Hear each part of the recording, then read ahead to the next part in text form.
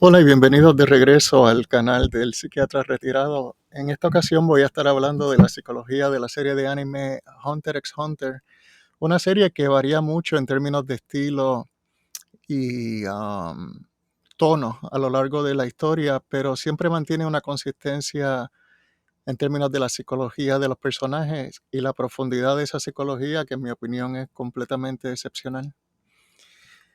Esta es una serie que se considera shonen, escrita por Yoshihiro Togashi, y los hunters o cazadores del título se refieren a personajes que cazan tesoros, animales raros o incluso a veces personas. Para ser cazador se necesita obtener una licencia y para eso hay que aprobar un examen, el examen de los cazadores.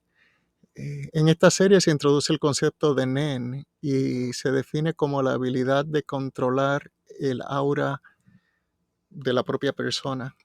Y el aura es la energía vital. La serie se pone en marcha cuando Gon tiene un encuentro con Kite, eh, eh, y este personaje introduce a Gon al concepto de los cazadores, forma el vínculo con el papá de Gon, que también es un cazador, e inspira a Gon a poner en marcha su aventura. Esta es una diferencia importante entre el anime y el manga, porque el anime omite este encuentro hasta mucho más tarde en la historia, durante el arco de las hormigas quimera. Las habilidades de Nen que tiene cada personaje están basadas en el tipo de aura que tiene ese personaje. Y el tipo de aura se determina con lo que la serie llama la prueba del agua, en donde una copa se llena de agua y se pone una hoja en la superficie del agua. El personaje dirige su nen hacia la copa y dependiendo de la reacción que se desencadene es el tipo de aura que se considera que el personaje tiene. Entonces se definen 6 tipos de aura. Enhancement, que es la capacidad de fortalecerse a sí mismo o algún objeto. Transmutación, ah, conjuro, eh, especialización, manipulación y emisión. Voy a traducir enhancement como aumentamiento, ¿no? Una palabra medio inventada para eh, seguir usando el idioma español. Ahora, estas 6 tipos de aura están conectadas entre sí en una estructura específica, en donde primero que nada hay una función dominante. En este ejemplo que tenemos en la figura sería el aumentamiento o enhancement. Y esta función dominante se determina desde que la persona nace y se define como aquella función que el personaje puede usar con una eficiencia de hasta 100%. Las dos funciones adyacentes a la función dominante, que en este caso sería transmutación y emisión, las voy a llamar funciones auxiliares 1 y vamos a ver en un momento de dónde sale este término. Y se definen como aquellas funciones que el personaje puede desarrollar con una eficiencia de hasta 80%. Las próximas 2 funciones son conjuro y manipulación. Ahí la eficiencia máxima disminuye hasta un 60%. Y la función que queda en el lado opuesto de la función dominante la vamos a llamar la función descuidada o neglected en inglés. Se puede desarrollar solamente hasta un 40%, con la excepción de especialización. Especialización siempre es 0% a menos que eh, el personaje sea un personaje especializado. O sea que es 0% o 100%, aunque se ve más tarde en la serie que los que usan conjuro o manipulación como su función dominante, más tarde en la vida pueden desarrollar capacidades de especialización.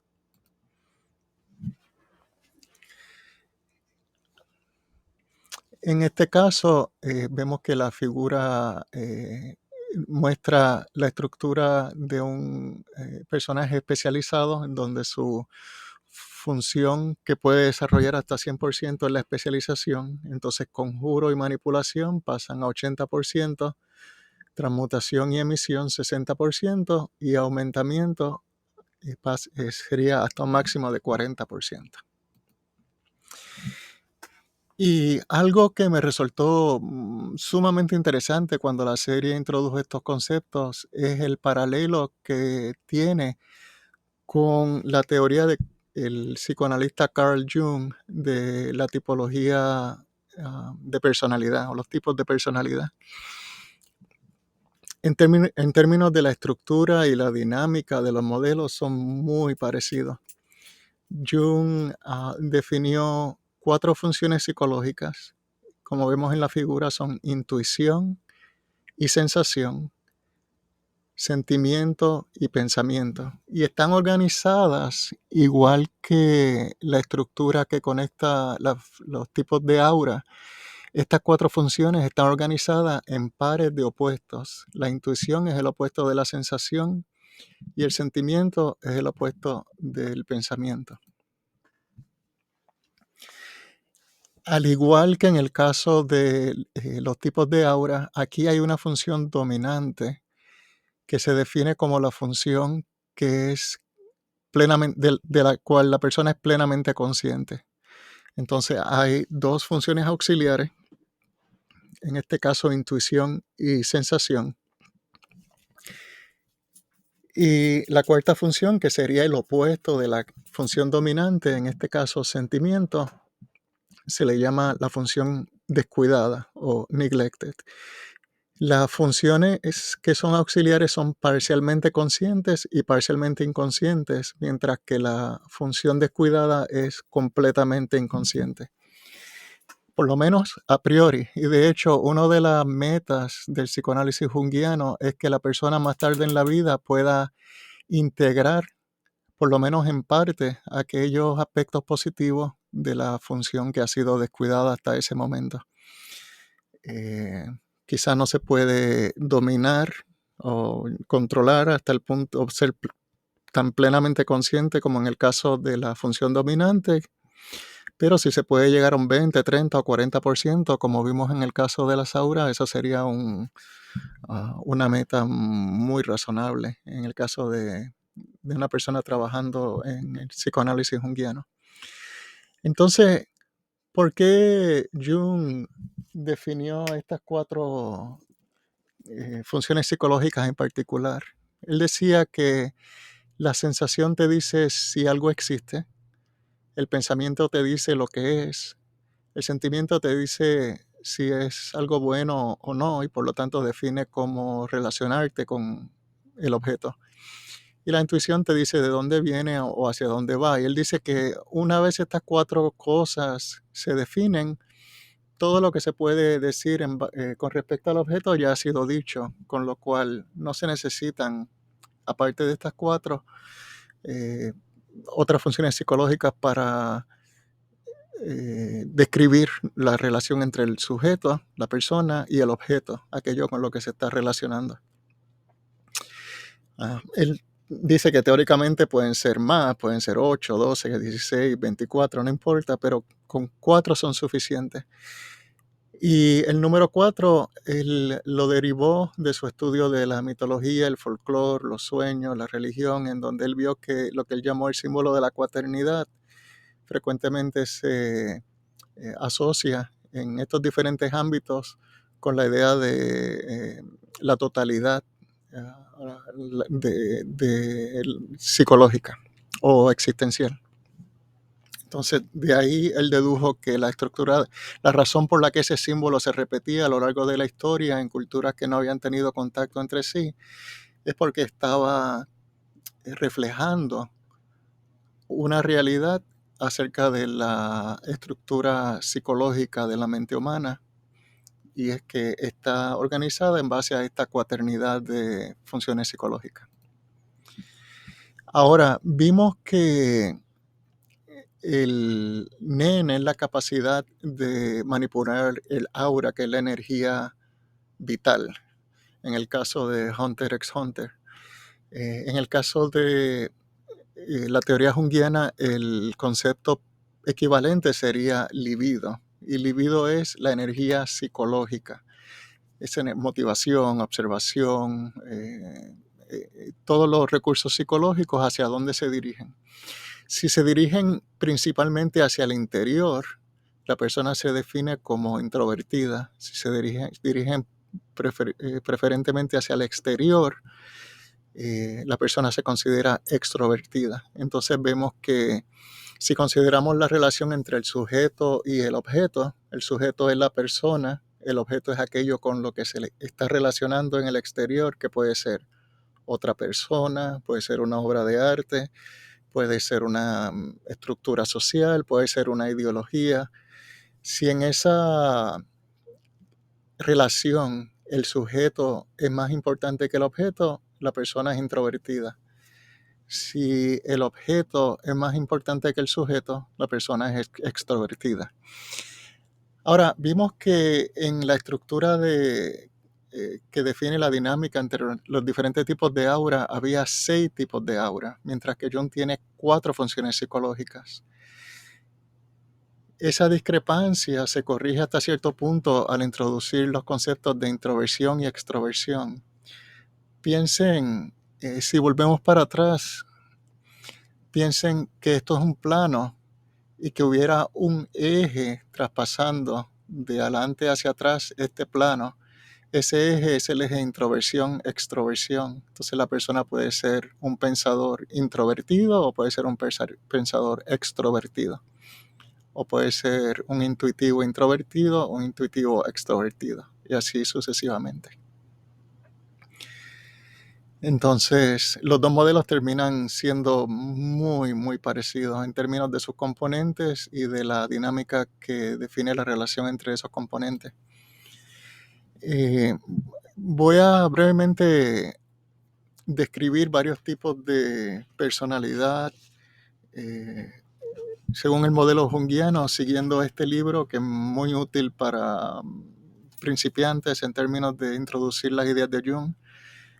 Lo estoy usando como referencia, y estos tipos de psicología los vamos a ver más tarde en unos minutos en los personajes de Hunter x Hunter. El primero es una persona cuya función dominante es el pensamiento y su libido se dirige hacia el exterior, o sea, un pensador extrovertido.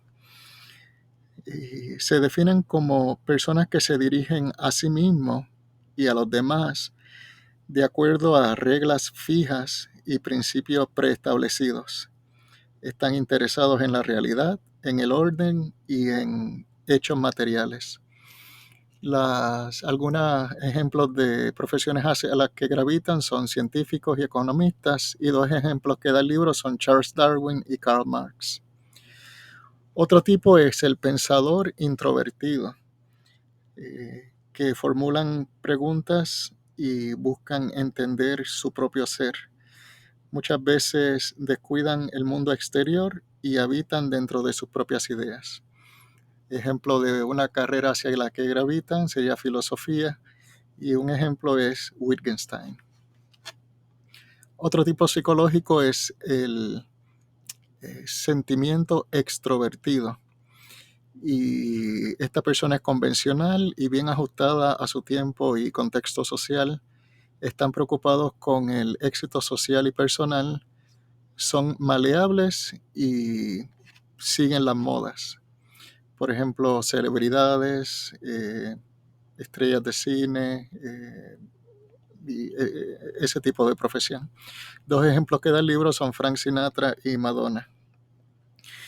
Un cuarto tipo sería aquel cuya función predominante es la sensación y es un extrovertido. Este tipo de personas se enfoca en hechos externos y son personas prácticas, que aceptan el mundo tal como es. Eh, eh, Son sensuales, buscan disfrutar la vida y los placeres materiales, pero muchas veces esa propia sensualidad puede degenerar en adicciones, perversiones y convulsiones, y compulsiones, perdón. Y un ejemplo que da es Casanova. Y el último tipo que vamos a ver es el intuitivo introvertido, que sigue su propia visión interior, se ven a sí mismos como genios malentendidos que están luchando con una experiencia individual, única, esotérica. Y por ejemplo aquí están los místicos y los poetas, y un ejemplo sería William Blake. Entonces, vamos a ver los diferentes tipos de aura y cuál sería su equivalente en términos de la teoría junguiana. El primero es el enhancer o el aumentador.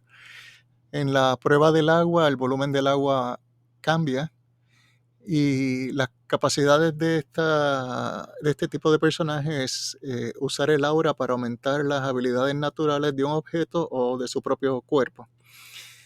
Su personalidad son determinados y simples, sus palabras y acciones son dominadas por sus sentimientos, no son buenos planeando o con estrategia o pensamientos complicados. Y esto lo vemos, un buen ejemplo de esto es Gon, lo vemos en la serie que no le gusta cuando tiene que pensar mucho para resolver un problema, se frustra y se rinde con bastante facilidad en ese contexto. El tipo junguiano entonces sería la persona cuya función dominante es el sentimiento. En el caso específico de Gon, sería una persona con un sentimiento extrovertido. El próximo caso del tipo de aura es transmutador. En la prueba del agua, el sabor del agua cambia. Esta persona tiene la habilidad de cambiar las propiedades de su aura para imitar algo diferente, por ejemplo, electricidad. En términos de la personalidad, pueden ser propensos al engaño, pueden ser caprichosos. Muchos se les considera personas que no están bien encajadas en su contexto social o son tricksters, y raramente revelan sus propias intenciones o sus verdaderas intenciones. Un ejemplo de un transmutador sería Kilua. El tipo junguiano de los transmutadores sería la intuición, y en el caso específico de Kilua sería un intuitivo introvertido. En el caso de la emisión, en la prueba del agua, el color del agua cambia. En términos de las habilidades de estos personajes, se les hace fácil separar sus auras de sus cuerpos, por ejemplo, en forma de proyectiles. Su personalidad es impaciente, volátil y propenso al enojo. El tipo junguiano sería la extroversión. En el caso específico de Leorio sería la sensación extrovertida. El próximo tipo de aura sería el conjuro. En la prueba del agua aparecen impurezas en el agua. En términos de habilidades, la persona puede crear un objeto físico usando su aura, por ejemplo, cadenas. La personalidad es serio, estoico, cuidadoso, ah, le gusta observar sus alrededores, es lógico y es bueno en el análisis. El tipo junguiano sería introvertido y en el caso específico de Curapica sería un pensador introvertido. El próximo tipo de aura es la manipulación. En la prueba del agua, la hoja se mueve en la superficie del agua. Estos personajes pueden controlar cosas o vivas o objetos animados o inanimados. La personalidad argumentativo, testarudo, ilógico, y se mueven a su propio paso. El tipo junguiano sería el pensador, y en el caso de Sushi específicamente es un pensador extrovertido. Y por último tenemos al especialista, que en la prueba del agua aparece un cambio diferente a cualquiera de los que se han mencionado hasta este punto. Igual en términos de habilidades, las habilidades no pertenecen a ninguna de las otras categorías que vimos anteriormente. Y la personalidad es independiente y carismática, siempre rodeado de otra gente, muchas veces seguidores que lo se sienten atraídos a él por su carisma. El tipo junguiano sería intuitivo y en el caso específico de Crollo sería un introvertido intuitivo.